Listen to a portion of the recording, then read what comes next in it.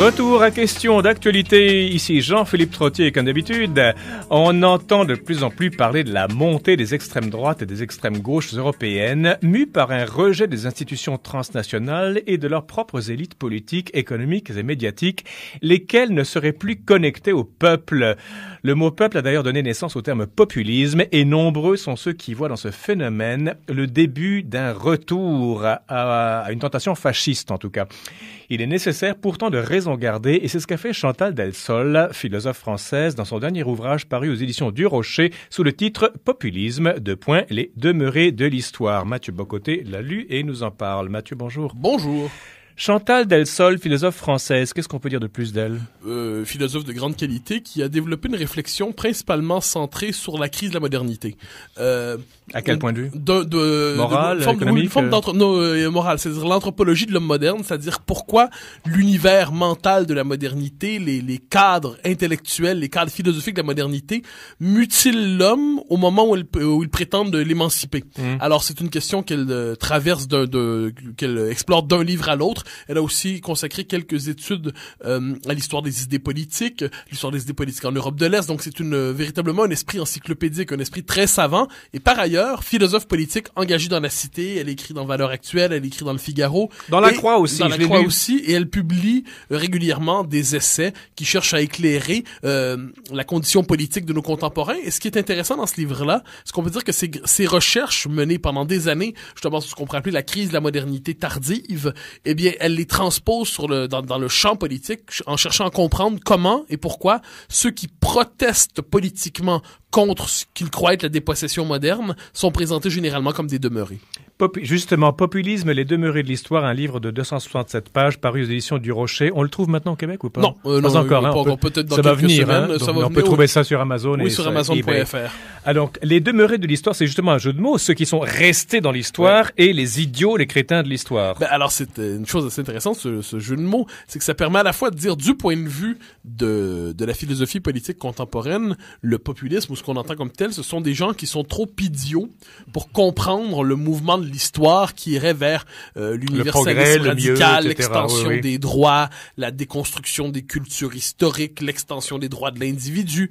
Donc, des demeurés, des gens qui ne suivent pas le rythme de l'histoire, qui s'essoufflent, qui ne comprennent pas, surtout qui n'ont pas la vertu, l'intelligence morale suffisante pour comprendre le génie de notre époque. Mais ce n'est pas en fait une idée nouvelle, même dans l'Antiquité grecque, parce que Delsol elle commence son étude historique. Oui, alors déjà à des gens comme Platon, le peuple chez Platon, c'était pas. Delsol s'intéresse, effectivement, elle fait une histoire du rapport au peuple dans l'idée démocratique. Elle montre comment, dans la Grèce antique, la figure du peuple des nombreux, la multitude des nombreux, est une figure assez dévaluée, déconsidérée, discréditée. Le seul qui lui fait droit, c'est Aristote. En général, la tentation de la philosophie grecque, c'est celle du roi philosophe, c'est-à-dire le bien politique. Qui a vu le bien, le beau, le vrai, qui redescend dans la cité pour évangéliser les masses. Absolument. Alors qu'Aristote nous dit la politique, finalement, reprenons l'image de Platon, la politique se joue dans la caverne.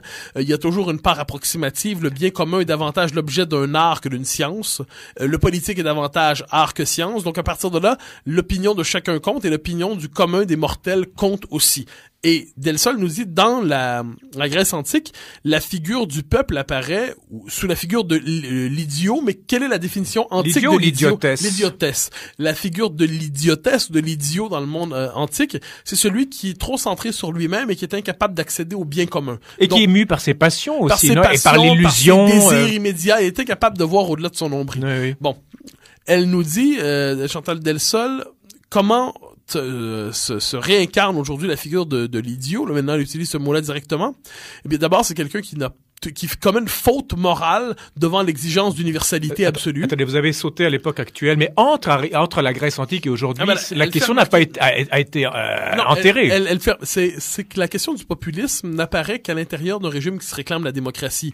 C'est-à-dire le populisme, c'est la réaction du peuple qui se sent trahi. Elle nous dit avec raison, d'ailleurs, lisant le livre, je me demandais quel sort elle réserverait à ça. Il y a eu des jacqueries, il y a eu des émeutes populaires, il y a eu des révoltes de paysannes, mais c'est pas le peuple qui se soulevait, mais quoi. c'est pas la catégorie du peuple comme fondatrice de la politique qui oui. apparaît. Donc il peut y avoir la révolte des dominés contre les dominants. Mais le peuple comme fondé de pouvoir, lui, le populisme n'apparaît qu'à partir du moment où le peuple prétend avoir le pouvoir et se sent trahi. Oui. Bon. Alors là, elle nous dit, dans le monde contemporain, le peuple serait idiot pour deux raisons. D'abord tout, faute morale, parce qu'il ne comprend pas le génie de la désincarnation. J'entends par là le fait que nous devons souhaiter une humanité sans frontières entre les peuples, entre les sexes, entre les cultures, un monde, une humanité indifférenciée, l'individu absolu, qui est le rêve porté par notre époque. Qui s'engendre lui-même en plus, et qui le se fantasme de définit lui-même. l'auto-engendrement. Mais tout ça, Mathieu, ça, c'est de l'eau à votre moulin, parce que ce sont vos idées à vous, en fait. Ben, alors, ce qui est intéressant, c'est qu'elle, l'enquête de Chantal Delsol, ça consiste à dire comment le populisme aujourd'hui, c'est pour ça que j'ai présenté ici mon texte que je lui ai consacré, Populisme et conservatisme. Dans le Journal de Montréal. Elle nous dit, le populisme, qu'est-ce que c'est? C'est l'expression ou la politisation d'un conservatisme censuré ou étouffé dans les sociétés contemporaines. Le conservatisme est toujours présenté comme une pathologie. D'ailleurs, il n'existe qu'à travers les nombreuses phobies par lesquelles on le décrit. Xénophobie, homophobie, transphobie, europhobie, toutes les phobies disponibles pour nommer ce qui n'est pas l'idéologie dominante.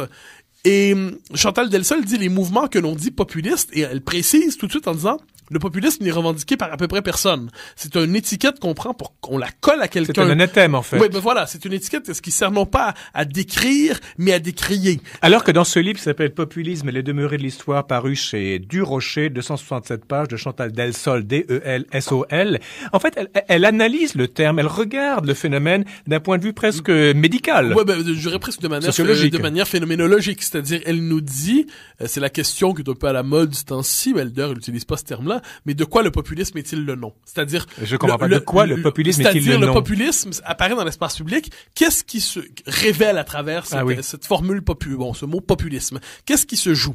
Du point de vue du système politique dominant, du système idéologique dominant, le populisme tel qu'on l'entend, c'est l'ennemi de la démocratie. C'est-à-dire, d'ailleurs, vous le noterez, hein, ce sont les bas instincts du peuple, car le peuple n'a que de bas instincts. Le populisme, c'est la passion de la meute qui veut discipliner, casser, freiner l'expression des minorités. Le populisme, c'est la part de l'irrationnel en démocratie que les institutions devraient permettre de transcender et de contenir. Et là, Chantal Delsol nous dit, bon, sans s'y rallier d'ailleurs, faut-il prendre la peine de le dire, elle n'est pas là en train d'applaudir. Elle est pas populiste. Non, pas particulièrement. Elle essaie de comprendre, c'est tout. Elle veut simplement comprendre à l'abri de l'injure. Et elle nous dit comprendre à l'abri de l'injure, c'est pas mal, oui. Elle dit qu'est-ce qui se joue à travers ça? D'abord, il y a un désir de réenracinement. Par exemple, elle regarde les grands thèmes autour desquels se déploie l'identité, l'histoire, les figures mythiques, les frontières, le sens hommes. de l'autorité politique, la critique des dérapages d'une immigration trop massive, la critique du multiculturalisme, le désir la critique du capitalisme aussi. La hein. critique du capitalisme aussi, très certainement. Alors, absolument. Donc, elle cherche, autrement dit, à voir quels sont les thèmes politiques autour desquels se constituent les mouvements dits populistes, et surtout, elle se demande, enfin, est-ce que l'étiquette populiste est la plus qualifiée pour les décrire, non pas ensuite pour les applaudir, mais parce qu'elle ne cherche pas, il faut bien comprendre, elle ne dit pas les mouvements, d'ailleurs, elle l'a dit dans une entrevue du Figaro, les mouvements dits populistes ne sont pas là pour sauver la démocratie contemporaine. Ce que demande Delsol, simplement, c'est qu'on fasse une place à cette sensibilité dans l'espace public en cessant de l'anathémiser. Ce que les élites mondialisées ne font pas du tout, ni le système médiatique, ni le reste. Mais Mathieu, il y a une chose. Quand on dit populiste, on pense tout le temps extrême droite. Et j'ai l'impression que extrême droite et extrême gauche, du moins en Europe, commencent à converger de plus en plus en fonction de ces objets qu'ils rejettent. Ils veulent l'histoire, les grands hommes politiques, les témoignages, critique du capitalisme, frontières, etc. Je vous dirais que, quant à moi, les termes d'extrême gauche et d'extrême droite, si je ne les congédie pas, je le trouve ils ne sont plus opérants abuse. maintenant. Ils sont de moins en moins opérants. C'est-à-dire qu'est-ce qu'on rentre sous la catégorie de l'extrême droite? Je suis bien d'accord, il y a des mouvements qui, sans aucun doute, en sont, pensons à l'aube dorée en Grèce, bien sûr. Dans d'autres cas, on utilise plutôt le mot droite populiste. Dans d'autres cas, on utilise des mouvements, est-ce qu'on dira nationaux? Mais ça, c'est un 30 sous pour 30 sous pour une pièce, non? Oui, mais c'est que le mot, il y a des mots en politique. Moi, c'est une chose qui m'a toujours obsédé. C'est la manière de nommer les acteurs politiques nous en dit déjà beaucoup sur le traitement que leur réserve le système dans lequel nous évoluons. Ben, dès qu'on nomme, on le place, on le fige, on le définit. Je dirais surtout, il faudrait distinguer entre deux types de mouvements. Ceux qui sont nommés de la manière dont ils se nomment eux-mêmes et ceux qui reçoivent une étiquette qu'ils ne réclament pas pour eux-mêmes. C'est intéressant, en filigrane, Mathieu Bocoté, il y a toujours qui contrôle le langage a le pouvoir. Bien sûr, et on le voit de ce point de vue quand on regarde la politique européenne. De ce point de vue, vous nous invitez à faire le lien entre ce qu'on appelle les mouvements populistes de gauche, populistes de droite, ou d'extrême gauche, extrême droite. Détachons-nous de ces catégories, puis voyons simplement qu'il y a en ce moment un vote protestataire en Europe. C'est-à-dire, peu importe les partis qui le portent, il y a un vote protestataire qui, dans un pays comme la Grèce, va passer par le Syriza, qui dans un pays comme la Grande-Bretagne va passer par UKIP. En Espagne, il y a Podemos. Il y a le Front National en France, il y a le Front National. La Hongrie est assez originale avec Viktor Orban. La Hongrie, il y a Viktor Orban, mais il y a aussi le Jobbik, qui est un parti, lui, vraiment d'extrême droite, assez terrifiant. Oui, oui. Donc, il y a une espèce de crise de la politique européenne où les élites traditionnelles continuent de contrôler le système politique, mais leur emprise est de moins en moins grande. Et les marges s'étendent. Et est-ce qu'on assiste, autrement dit, à un réalignement du jeu politique?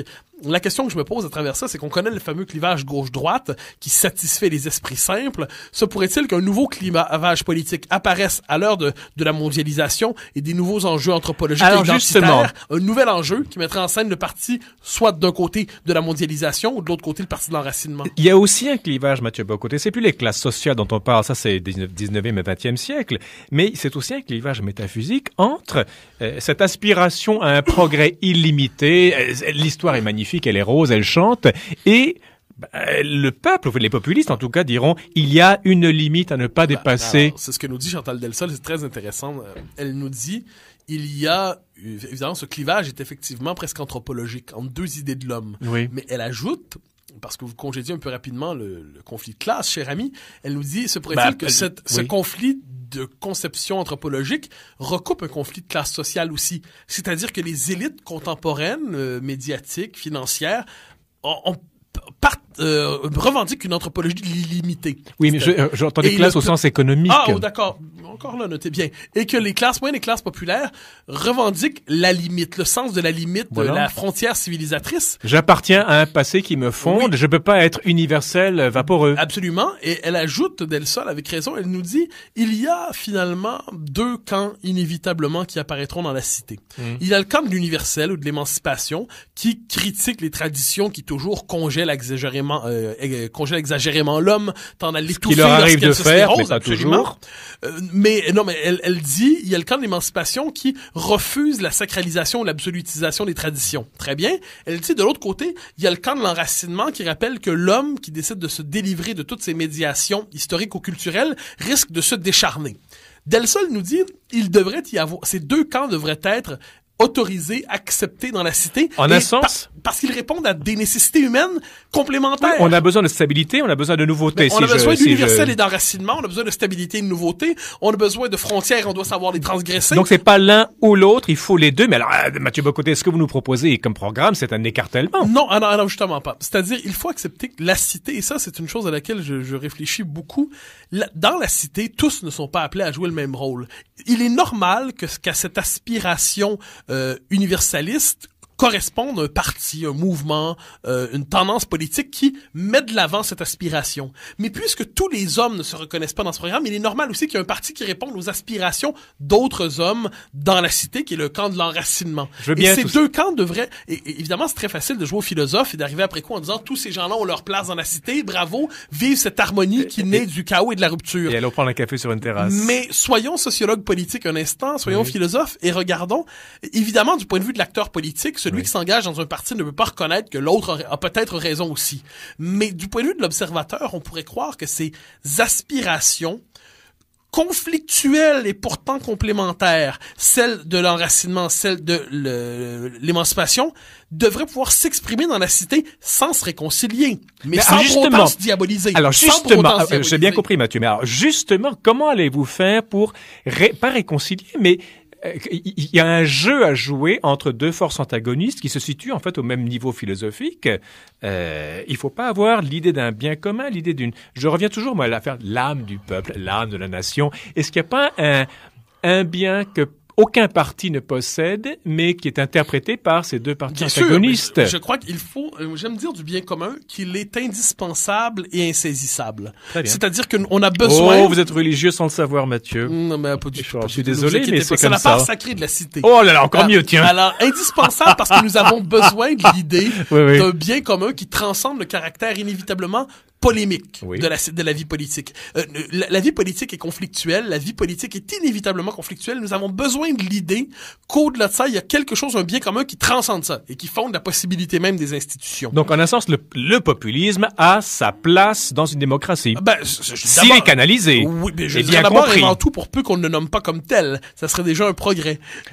Disons fascisme. Ah non, encore moins, Hein? encore moins. Parce que d'ailleurs, beaucoup de gens pensent, surtout dans les élites mondialisées que vous fustigez, Mathieu, que ce qu'on voit à poindre en Europe, ces tentations extrêmes, sont un retour, une tentation de revenir aux années 30. Il y a une espèce de... Finkielkraut revient souvent là-dessus. Le philosophe Alain Finkielkraut. Le philosophe Alain Finkielkraut qui nous dit, il y a quelque chose d'un peu délirant à toujours croire qu'on rejoue les années 30. Nous ne rejouons pas les années 30. Qui ont suivi la crise économique. De 29, la Première Guerre. Nous sommes dans un nouveau contexte qui ont historique. introduit la Deuxième Guerre mondiale. Mais vous noterez qu'il y a la tentation de fasciser ou d'extrême droitiser tout appel à l'identité d'une manière ou de l'autre. Alors ça, c'est un véritable problème dans nos sociétés, parce qu'on en vient à pathologiser le peuple. On dit autrement dit, le peuple n'a pas la maturité morale nécessaire pour s'exprimer politiquement. Alors on va se réjouir du fait, par exemple, d'ailleurs c'est un espèce de piège. Hein. On va se réjouir quelquefois que le peuple ait voté pour ces partis protestataires, populistes, radicaux, parce qu'on s'en débarrasse ainsi. C'est-à-dire le peuple va protester et les élites peuvent continuer à gouverner.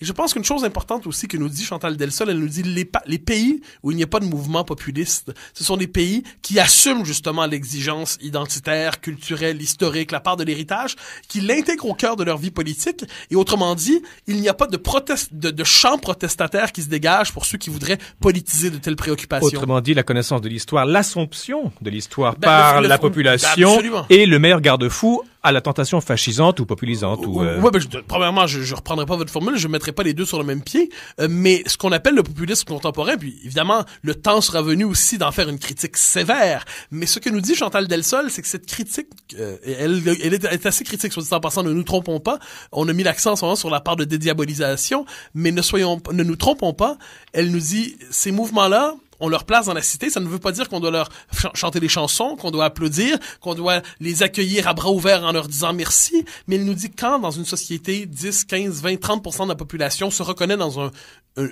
discours. Faut se poser des questions. Faut se poser des questions et éviter surtout d'aller tout de suite en collant l'anathème.